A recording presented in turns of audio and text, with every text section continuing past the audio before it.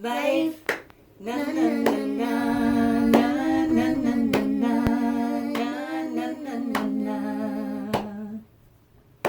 Life, na na na na na na na na na na na na na. Life, na na na na na na na na na na na na na. Hi, my name is Nancy, and I am making this introductory video to explain my channel to the best of my ability. I am not great at this kind of thing, so it should be interesting. I am thinking I should start by just introducing myself a little bit, just so you know who I am, and then maybe talk about what I'm hoping to accomplish with this channel. I am a wife and a mother of 11 children, and yes, I gave birth to all of them. No, I don't have any twins or triplets. I know people ask me that one a lot, so that way you don't have to ask. They all have the same dad. I've been married to the same wonderful man for 30 years, and we're blessed now to be grandparents. We have 8 grandchildren, 4 boys and 4 girls, and we have 2 making their actual debut in the next month and a half. So, but I still count them. They are babies, and I count them as my grandchildren, and we're very excited to have 2 more grandbabies coming.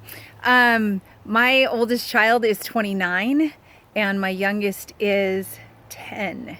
And my oldest granddaughter is turning 8 today. She's 8 years old today. So it's been really fun, and that is definitely the number one thing about who I am, is that I'm a wife and a mom and a grandmother. And I I do so much in that realm, you know, just being the mom and being at home. I am a full-time homemaker. I'm at home as often as I can be. Once upon a time, when I had really little kids, I would try often to get out of the house. I had some lovely friends that would put up with me just dropping in on them. But at the time, my husband was working a lot of evening hours, and I was spending a lot of time at home alone with little kids, and I got kind of lonely, and that is not where I'm at anymore. Now, I actually love to be at home. I would be at home all the time and never go anywhere, which is kind of touching softly on why I am doing this YouTube channel. I'm sure I'll get back to that later, but I really don't have a lot of hobbies because being a mom is kind of intensive. So I don't have like a lot of, I don't know, outside hobbies, but I have learned to really enjoy certain things. I've been a singer my whole life. I'm not a professional singer, but I've been singing since I was old enough to sing. And all the commercials on the television and all of those things, I love to sing. And I have passed that on to my children, and we basically live in a musical at our house, and it is not uncommon for somebody to burst into song and everyone else will join them. I know when I was growing up, my parents had a rule about no singing at the dinner table, and I threw that one out a long time ago when I first got married and had children. I love singing at the table. I love everybody singing all the time. And so I love to sing, and maybe I'll be brave enough to sing in on this channel a little bit here and there. I also love to dance. I just recently celebrated my 50th birthday, and when my daughter asked me what I wanted for my birthday, I realized I wanted a dance party. And so they helped me throw my own 50th birthday dance party, and I had so much fun. And my husband danced for 2 hours straight with me, and it was the best birthday ever. And so I love to dance. Once again, I am not a professional. I do not know how to dance well, but I enjoy dancing. And I enjoy gardening to an extent. I used to think that I didn't want to grow anything in my yard if it wasn't useful and I couldn't eat it. And now I've realized that I have leaned much further toward the does it bring me joy side. I like to garden, and flowers make me very, very happy. And I like fruit trees, and I like berries, and I love that type of thing in my yard. So we have as many of those as we can get, fruit trees and blueberry plants and raspberry plants, and we're lucky enough to live in the Pacific Northwest, so we have blackberries everywhere, more places than we would like, but you never really want to get rid of them completely because they taste so good. So we have the blackberries and strawberries and just lots of things like that we like to grow. And I really have enjoyed learning about permaculture and how you can make the environment work for you. And I'm having fun. Right now, I've just talked to my teenage boys into helping me dig a pond. And that is going to be so much work. We've spent hours, and some of us have gotten a few little blisters because we're doing it with shovels, just the three of us and some shovels. So we're digging a pond, and we're going to get some ducks to go with our chickens, and we're going to have a little pond, and I'm really hoping that it brings a lot of beautiful critters around. Like, I'm hoping for frogs and dragonflies and just all the things that the pond will bring. Maybe someday when we finish it, I'll show you our project, or maybe while we're working on it. I don't know. But those things make me happy, and I really enjoy reading, and I really enjoy learning, and I like to be as self-sufficient as we can be, and so that's part of what the whole thing with the chickens and the ducks and the pond and the fruit and trying to figure out how to garden. But along with that, I have, out of necessity, gotten quite interested in just health, and usually more alternative health. I don't want to get grouchy about this or hurt anybody's feelings, but we've had some pretty serious health issues in our family with all of those children, and have been disappointed at times with what the mainstream medical advice has been, or that they don't have any at all. And so consequently, it sent me on a bit of a journey looking into things like that, and I've become a little bit of a health nut when it comes to like just reading books about health. And I'm sure I'll touch on that at some point in the future. And I think, though, wife and mother, and obviously daughter and sister and aunt and grandmother, all of these things are really important to me and are my number one identifiers in a lot of ways. But there are a couple of identifiers that I try to always keep forefront in my mind, and those are that I'm a child of God, and that I'm a child of the covenant, and that I'm a disciple of Jesus Christ. And fundamentally, those titles, those identifiers, are the things that have brought me here to YouTube to share the things that I know and the things that have influenced my life, and give me an opportunity to be able to testify of Jesus Christ. I can look back on my life, and I kind of, hitting 50 was a weird, kind of a, I don't know, strange experience for me.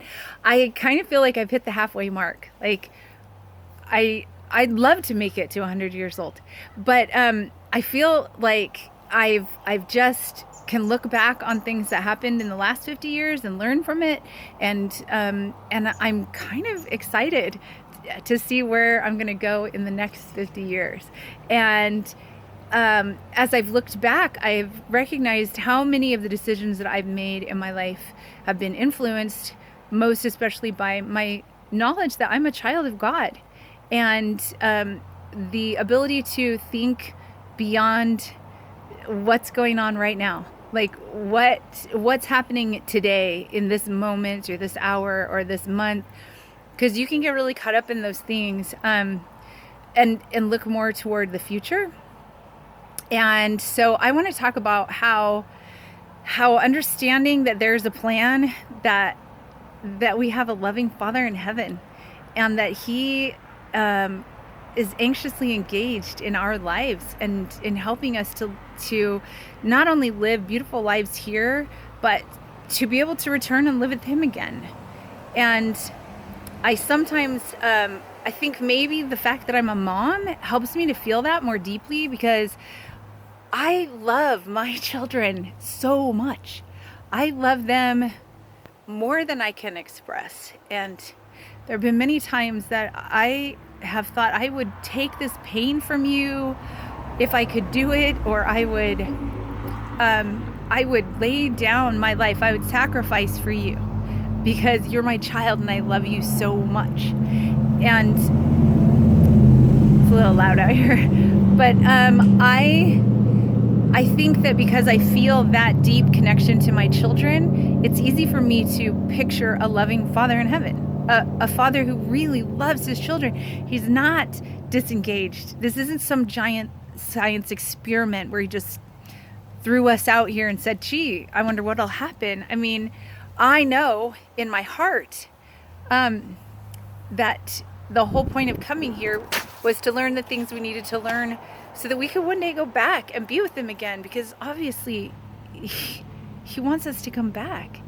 And so I, recognizing this, I think that's why I want to try and share the things that I know, the things that I've experienced with as many people as I can.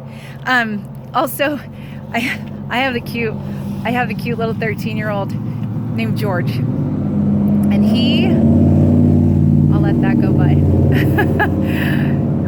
He is just a server, just a natural server. He's always been one who wants to please you.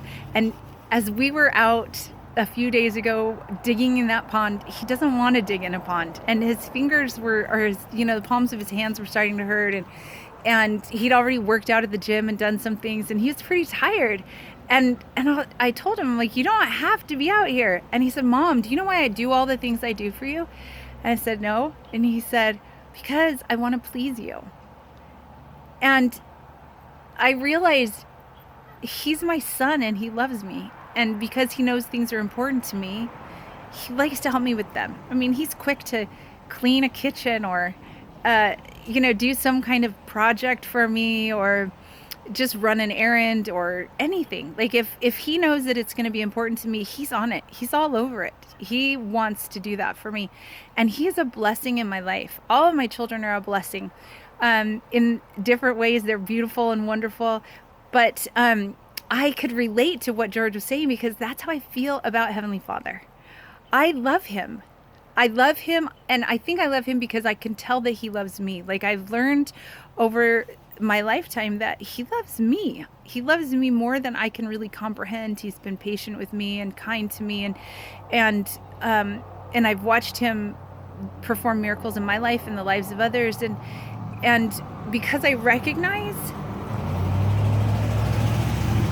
that his work is to save his children, I want to please him. I want to do things to help save his children.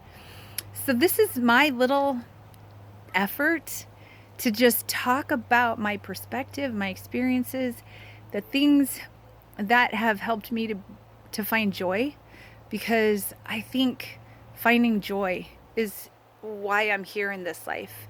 And I think I've found it. I've struggled through the years with lots of hard things, but at the moment, I feel no matter what is going on outside of me, I have found a real joy on the inside.